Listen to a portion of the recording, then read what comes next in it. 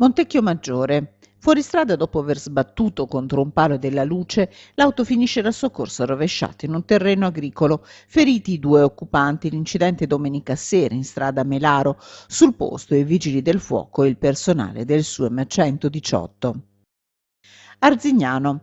Confermato dal Tribunale del Riesame di Vicenza il maxi sequestro di beni per un valore che sfiora gli 800.000 euro a un imprenditore cinquantenne titolare di una conceria che in realtà non svolgeva alcuna attività e aveva emesso fatture per operazioni inesistenti per 4 milioni di euro. Per eludere i controlli della Guardia di Finanza, l'uomo aveva intestato alla figlia minorenne 2 appartamenti con garage, uno ad Arzignano, l'altro sul lago di Garda. Asigliano Veneto. È stato denunciato dai carabinieri per violenza privata continuata un vicentino di 64 anni che dopo varie minacce era arrivato a posizionare un trattore e a chiudere con una catena l'accesso a un appezzamento agricolo di Asigliano. Il campo è di proprietà di una coppia veronese, come aveva stabilito il Tribunale di Vicenza, ma l'uomo non si era mai arreso.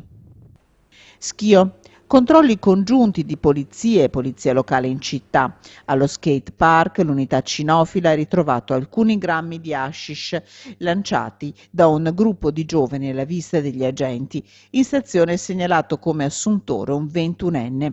Sanzione di 250 euro alla sala slot di Viale dell'Industria, dove alcuni giocatori non avevano rispettato il divieto di gioco nell'orario 13-17.